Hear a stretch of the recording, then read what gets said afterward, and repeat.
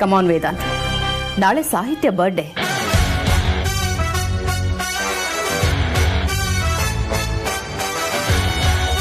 ನಮಗೇನೋ ನೆನಪಿಲ್ಲ, ಓಕೆ, ಆದರೆ ಅವಳು ನಿನ್ನ ಮದುವೆ ಆಗ್ತಿರೋ ಹುಡುಗಿ. ಏನೇ ಮರೆದ್ರೆ ಹೇಗೆ? ಅಮ್ಮ, ಅದು ನೆನಪಿರ್ಲಿಲ್ಲಮ್ಮ. ಪ್ರೀತಿ ಇದ್ರೆ ಪ್ರತಿಯೊಂದು ನೆನಪಿರುತ್ತೆ. ಇವಳೊಬ್ಳೆ ಜಗತ್ತಿನಲ್ಲಿ ಇರೋ ಹುಡುಗಿ ಬೇರೆ ವಿಧಿ ಇಲ್ಲ ಅನ್ನೋ ತರ ಒಪ್ಕೊಂಡ್ರೆ ಇನ್ನೇನಾಗತ್ತೆ? ಪರವಾಗಿಲ್ಲ, ಹೇಗಿದ್ರು ನಿನ್ನ ಬಿಸ್ನೆಸ್ ಪಾರ್ಟ್ನರ್ಸ್ಗೆ, ಫ್ರೆಂಡ್ಸ್ಗೆಲ್ಲ ಹೇಳಬೇಕಲ್ವಾ? ಹಾಗೆ ಪ್ರೆಸ್ನವ್ರಿಗೂ ಇನ್ಫಾರ್ಮ್ ಮಾಡಬೇಕು. ಸೊ ಒಂದು ಗೆಟ್ ಟುಗೆದರ್ ಇಟ್ಕೊಳ್ಳೋಣ ಅಂತ ಅನ್ಕೊಳ್ತಿದ್ದೀನಿ. ಏನು ಹೇಳ್ತೀಯ?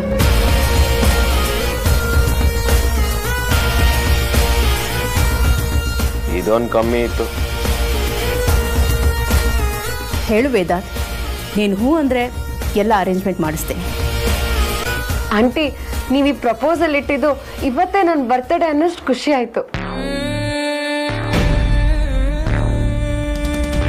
ನನಗ್ ಖುಷಿ ಆಗತ್ತೆ ಅಂದ್ರೆ ವೇದಾಂತ್ ಖಂಡಿತ ನೋ ಅನ್ನಲ್ಲ. ಇಂಪಾರ್ಟೆಂಟ್ ವರ್ಕ್ ಇದ್ರು ಪೋಸ್ಟ್ಪೋನ್ ಮಾಡ್ತಾರೆ ಅಲ್ವಾ ವೇದಾಂತ್?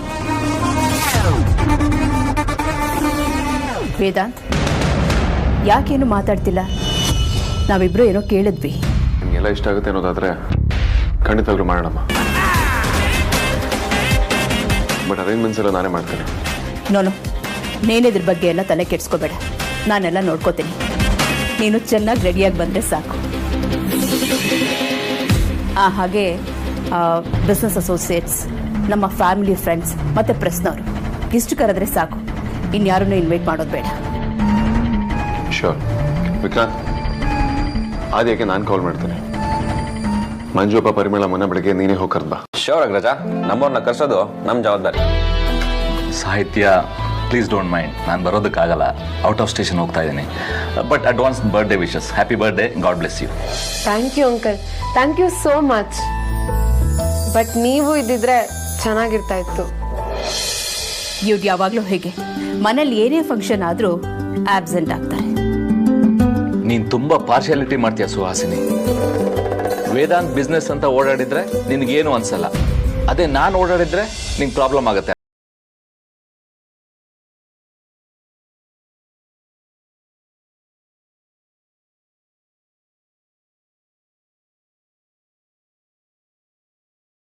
ಬರೀ ಎಡವಟ್ಟೆ ಆದ್ರೂ ದೊಡ್ಡ ಗನಂದಾರಿ ಕೆಲಸ ಮಾಡಿದ್ದಾಳೆ, ಸಾಧಿಸಿದ್ದಾಳೆ ಅಂತ ದೊಡ್ಡ ಬರ್ತ್ಡೇ ಪಾರ್ಟಿ ಬೇರೆ. ದೇವ್ರು ನಿನಗೆ ಖಂಡಿತ ಒಳ್ಳೇದ್ ಮಾಡಲ್ಲ.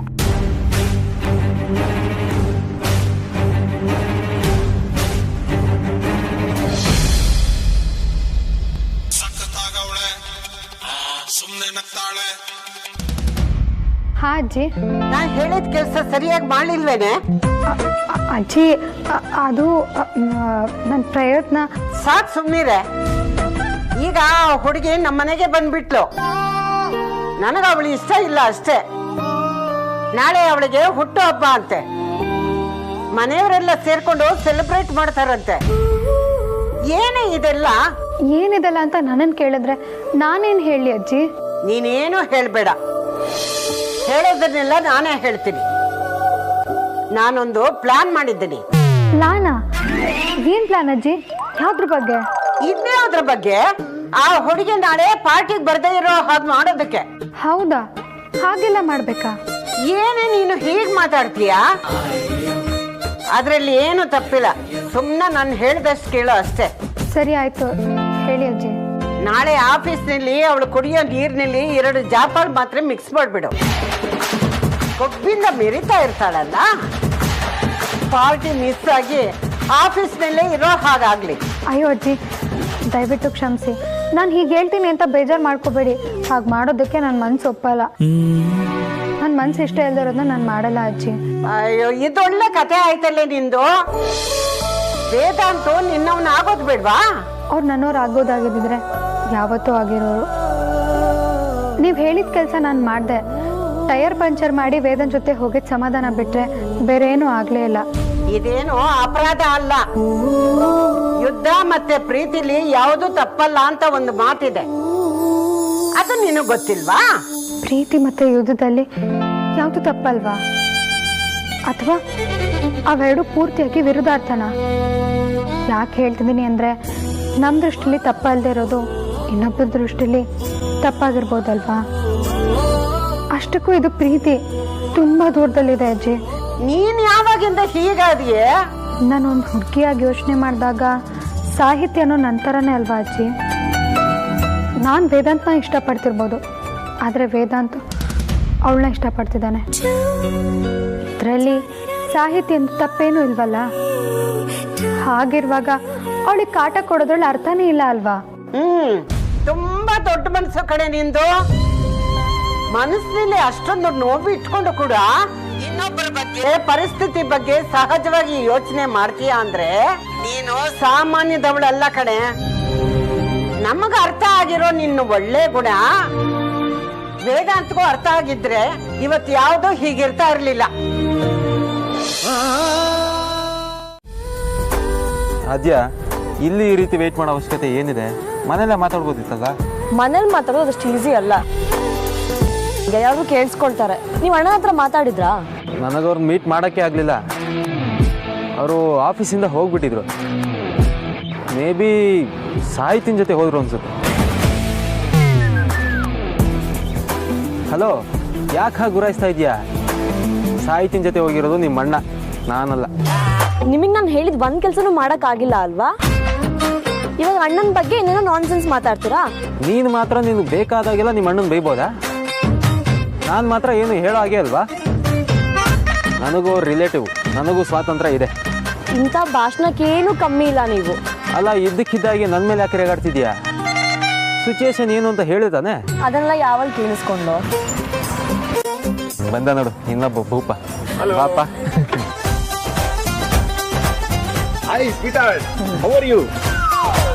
ಅಣ್ಣ ಹತ್ರ ಮಾತಾಡ್ದ್ಯಾ? ಆಕ್ಚುಲಿ ನಾವು ಮಾತಾಡೋಣ ಅಂತಾನೆ ಹೋದ್ವಿ.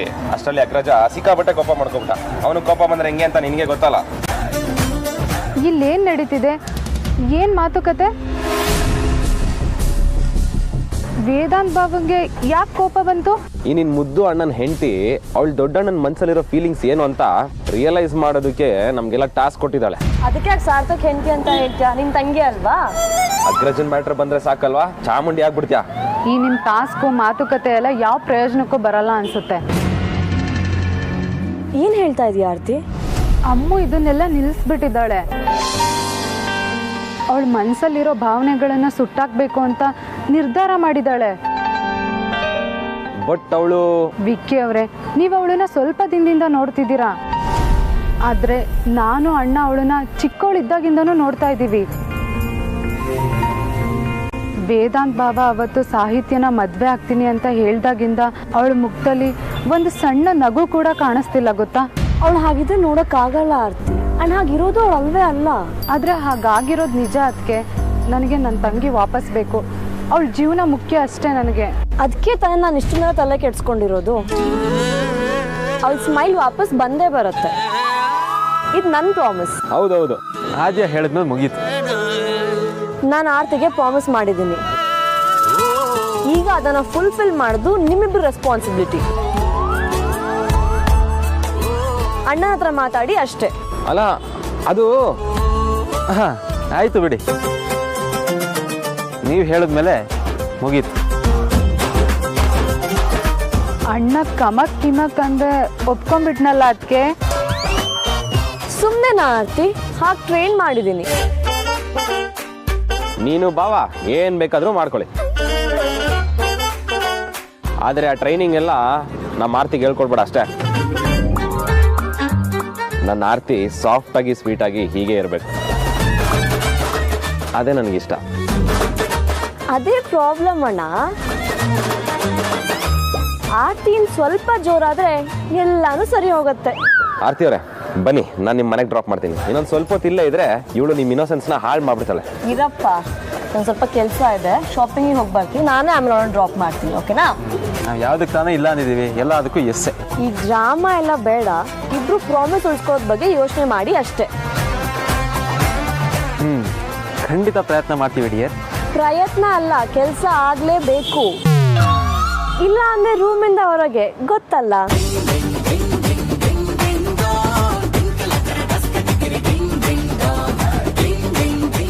ವಿಕ್ಕಿ ಅವರೇ, ವೇದಾಂತ್ ಬಾಬನ್ ಹತ್ರ ಮಾತಾಡಿ, ಇಲ್ಲ ಅಂದರೆ ಇಲ್ಲ ಅನ್ನೋದಕ್ಕೆ ನಾವೀಗಲೂ ರೂಮಿಂದ ಆಚೆನೆ ಅಲ್ವಾ? ಇಲ್ಲ ಅಂದರೆ ಗುಡ್ ನೈಟ್ ಕಾಲ್ಸ್ ಕ್ಯಾನ್ಸಲ್ ಆಗುತ್ತೆ.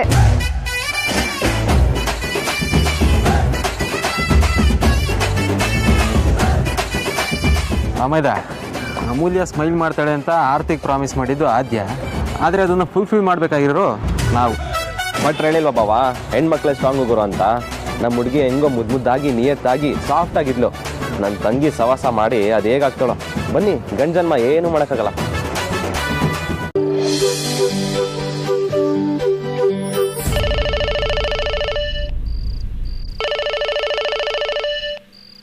ಅಪ್ಪ ಎಲ್ಲಿದ್ದೀರಾ? ಆಗ್ಲೇ ಪಾರ್ಟಿ ಶುರು ಆಗೋಗಿದೆ. ಯಾಕಮ್ಮ ಅದಿತಿ ನಿನಗೆ ಮೆಸೇಜ್ ಮಾಡಲಿಲ್ವಾ? ಅಯ್ಯಯ್ಯೋ, ಮರ್ತೋಯ್ತೆ. ಇಲ್ಲಪ್ಪ, ಯಾವ ಮೆಸೇಜ್ ಬಂದಿಲ್ಲ. ಈಗ ಎಲ್ಲಿದ್ದೀರಾ ನೀವು? ಲೇಟ್ ಆಗ್ತಿದೆ. ನಾವು ಮನೇಲೇ ಇದ್ದೀವಿ ಕಂದ. ಮನೇಲೇ ಇದ್ದೀರಾ? ಯಾಕಪ್ಪ, ಏನಾಯ್ತು? ಗಾಬರಿ ಆಗುವಂಥದ್ದೇನು ಇಲ್ಲ ಕಂದ, ನಾವು ಪಾರ್ಟಿಗೆ ಬರ್ತಾ ಇಲ್ಲ ಅಷ್ಟೇ.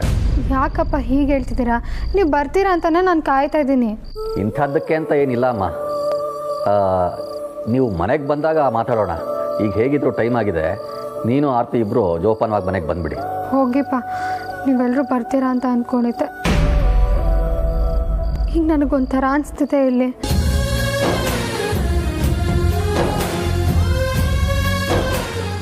ಆಯಿತು ಕಂದ, ಬರ್ತೀವಿ. ಸರಿಯಪ್ಪ, ಬನ್ನಿ. ಎಲ್ಲ ಬೇಗ ರೆಡಿಯಾಗಿ ಹೋಗೋಣ. ಧ್ರುವ, ನೀನು ಬಾಪ ನಮ್ಮ ಜೊತೆಲಿ.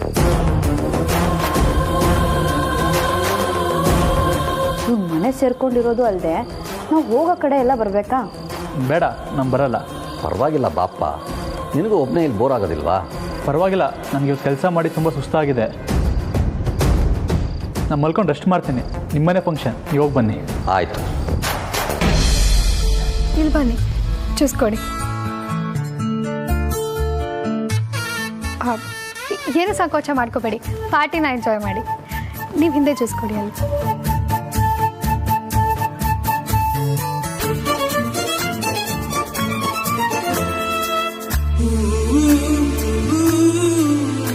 ನಮ್ಮ ಸುಳ್ಳೆ ಪುಳ್ಳೆ ಚೆರಿ ಹಿಂದೆ ಬರೋ ಟಾನ್ ಥರ ಆಗಿದಾರಲ್ಲ.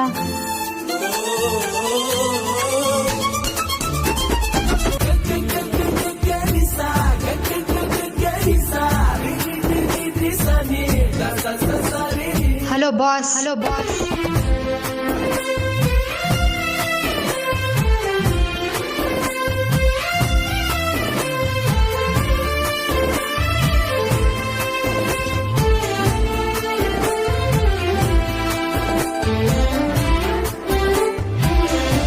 ಏನೇನು ಪ್ರಾಬ್ಲಮ್ಮು? ಅಲ್ಲ, ನೀನು ಪ್ರಾಬ್ಲಮ್ ಏನು? ಇಲ್ಲಿ ಜನ ಇದ್ದಾರೆ ಅನ್ನೋದೇ ಪ್ರಾಬ್ಲಮ್ಮು. ಅಲ್ಲ, ಅವ್ರ ಎದುರಿಗೆ ನನ್ನ ಹಿಂದೆ ಈ ಥರ ಸುತ್ತಿದ್ರೆ ನೋಡ್ದವ್ರು ಏನು ಅಂದ್ಕೊಳ್ಳಲ್ಲ? ಅವರು ನನಗೆ ಎಷ್ಟು ಅಮೂಲ್ಯ. ಅವ್ರನ್ನ ಹೇಗೆ ಟ್ರೀಟ್ ಮಾಡಬೇಕು ಅಂತ ನನಗೆ ಚೆನ್ನಾಗಿ ಗೊತ್ತು. ಆದರೆ ನಿನ್ನನ್ನು ಹೇಗೆ ಟ್ರೀಟ್ ಮಾಡಬೇಕು ಅಂತ ನನಗೆ ಗೊತ್ತಾಗ್ತಿಲ್ಲ. ಇದ್ಯಾಕೋ? ಇಷ್ಟು ವರ್ಷದಲ್ಲಿ ನಾನು ಯಾರಾದರೂ ಮಾತಾಡಿಸ್ಬೇಕು ಅಂದ್ಕೊಂಡ್ರೆ ಅಥವಾ ಏನಾದರೂ ಎಕ್ಸ್ಪ್ರೆಸ್ ಮಾಡಬೇಕು ಅಂತ ಅಂದ್ಕೊಂಡ್ರೆ ಯಾರೂ ಇಲ್ಲ ಅಂತ ಹೇಳಿಲ್ಲ. ಅದು ಅಲ್ಲದೆ ನಾನು ಅಷ್ಟೆಲ್ಲ ಹೇಳಿದ್ಮೇಲೆ ಅವಾಯ್ಡ್ ಮಾಡೋ ಸೀನ್ಸ್ಗಳು ಬಂದೇ ಇರಲಿಲ್ಲ. ಆದರೆ ನೀನು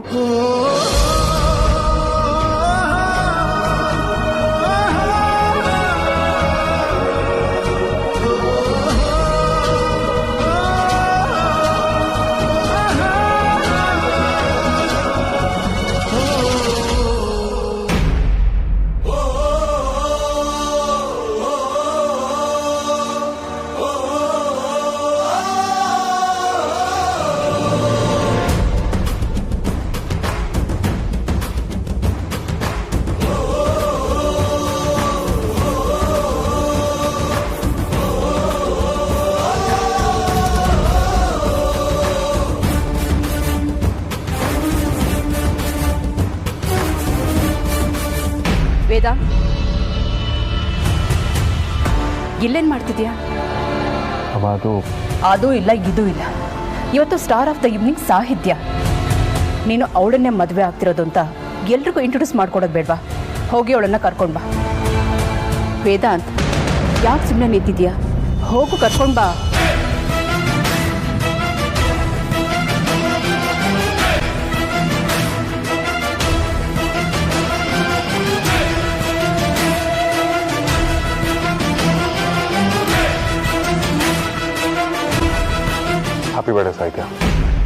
ಥ್ಯಾಂಕ್ಸ್ ವೇದಾಂತ್.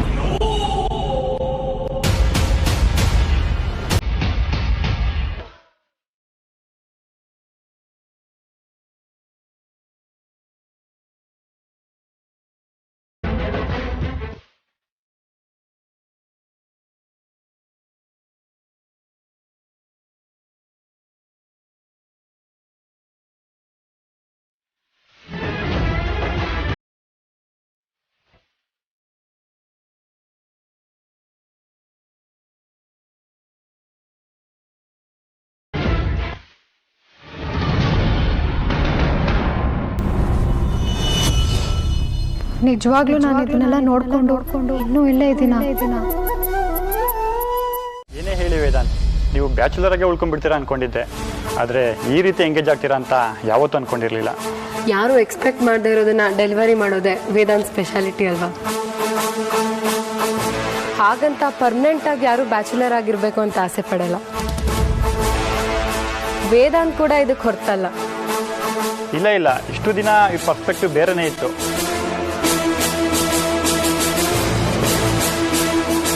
ಅದಕ್ಕೆ ಕಾರಣನೂ ಇತ್ತು. ಸರಿಯಾದ ಹುಡುಗಿ ಸಿಕ್ಕಿರ್ಲಿಲ್ಲ ಅನ್ನೋದೇ ಮೇನ್ ರೀಸನ್.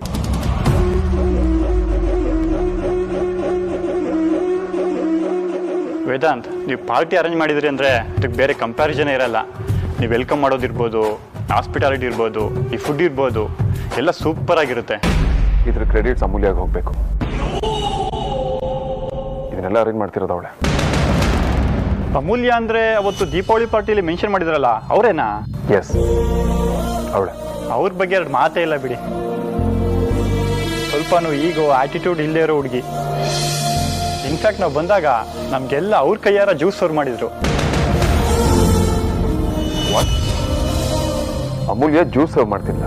ಎಸ್, ಎಂಥ ಪೊಸಿಷನ್ಲಿದ್ದಾರೆ, ಎಷ್ಟೆಲ್ಲ ತಿಳ್ಕೊಂಡಿದ್ದಾರೆ. ಅಂಥದ್ರಲ್ಲಿ ಯಾವಾಗಿಷ್ಟು ವೆಯ್ಟ್ ಮಾಡಬಾರ್ದಂತ ಅವರೇ ಸರ್ವ್ ಮಾಡಿದರು. Real down to earth quality ಅಂದರೆ ಅದು. ಅವ್ರ ವಯಸ್ಸಲ್ಲಿ ಚಿಕ್ಕವರಾದರೂ ಅವರಿಂದ ಕಲಿಯೋದು ತುಂಬ ಇದೆ.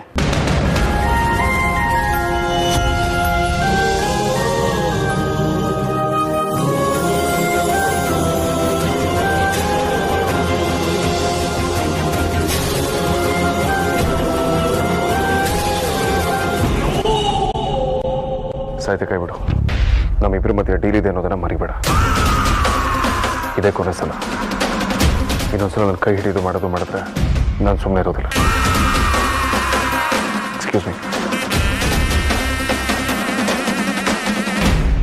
Excuse me.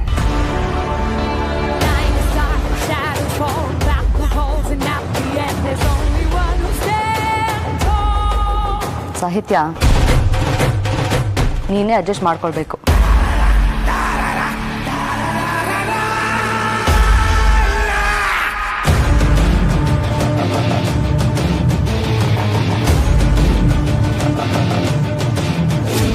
ಅತ್ತೆ, ನನ್ನ ಹತ್ರ ಏನು ಹಾಳು ಮಾಡಬೇಡ ಅಂತ ಹೇಳಿದ್ರಿ.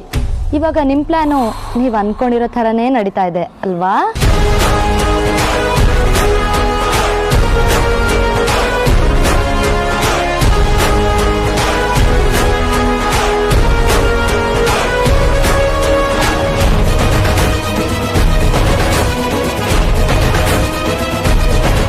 ಪಾಪ ಅತ್ತೆ, ನೀವು ಅವರಿಬ್ರನ್ನ ದೂರ ಮಾಡಬೇಕು ಅಂತ ಎಷ್ಟೆಲ್ಲ ಒದ್ದಾಡಿದ್ರಿ.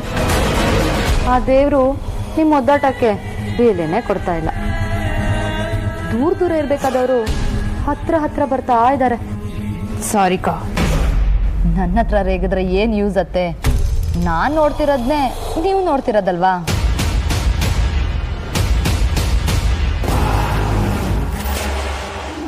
ಸಾರಿಕಾ, ಅಲ್ಲಿ ನೋಡಿ.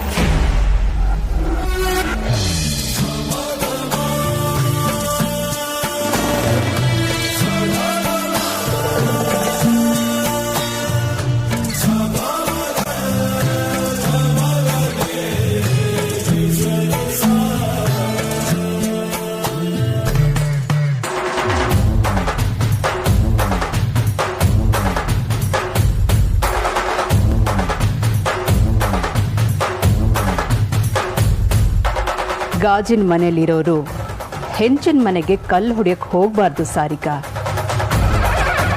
ನಾವು ಹೊಡೆಯೋ 10 ಕಲ್ಲಲ್ಲಿ 1 ಕಲ್ಲು ವಾಪಸ್ ಬಂದರೂ ಗಾಜಿನ ಮನೆ ನೆನಪಿನ ಇತಿಹಾಸದಲ್ಲಿ ಸೇರಿ ಹೋಗುತ್ತೆ.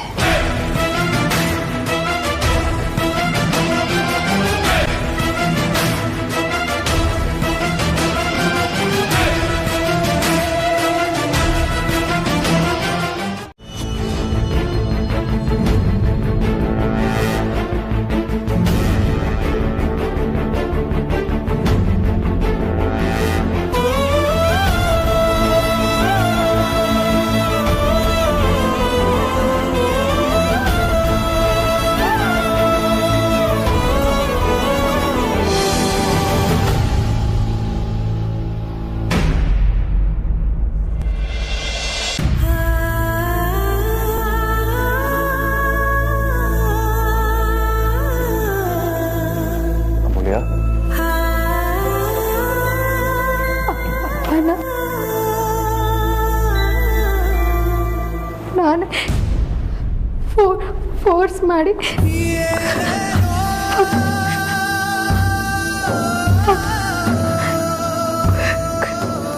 ಫಂಕ್ಷನ್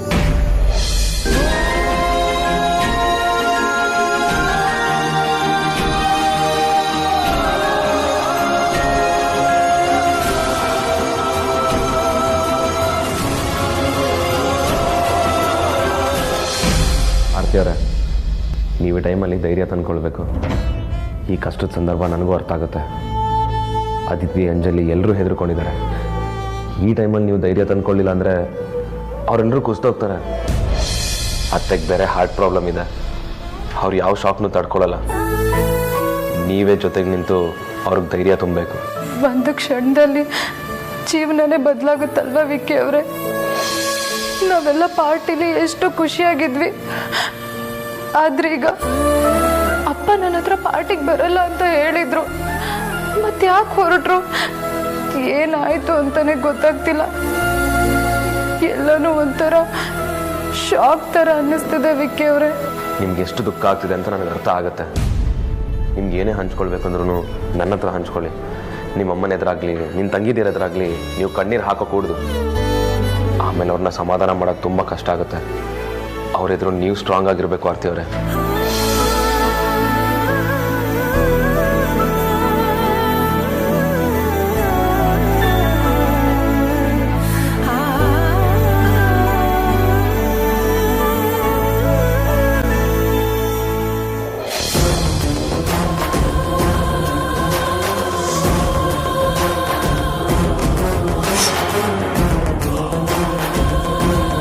ಮೇಡಮ್, ಮಂಜುನಾಥ್ ಅನ್ನೋ ರಿಲೇಟಿವ್ ಆಗಿದ್ರೆ ಆ ಕಡೆ ಸರ್. ಓಕೆ.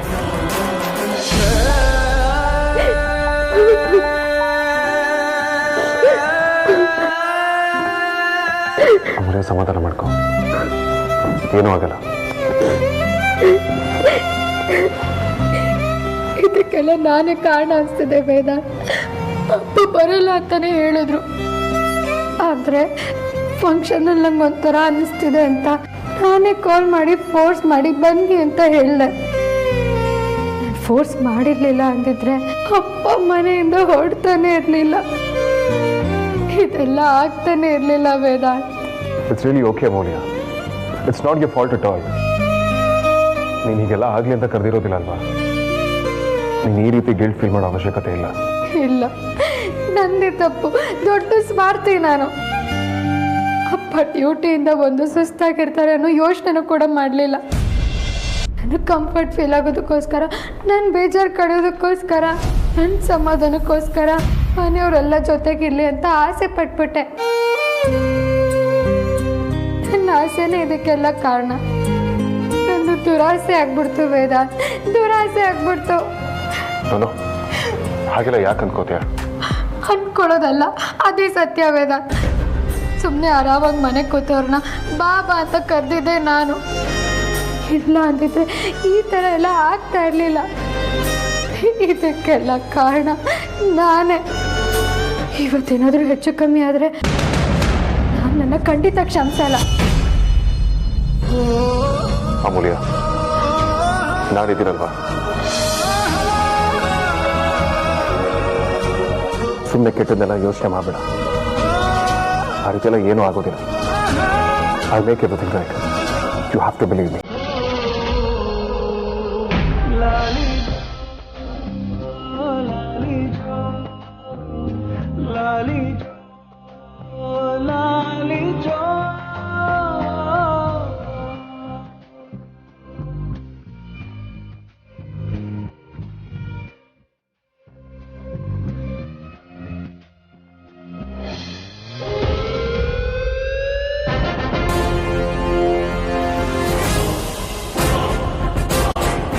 ಇವನೇನು ಇಲ್ಲಿ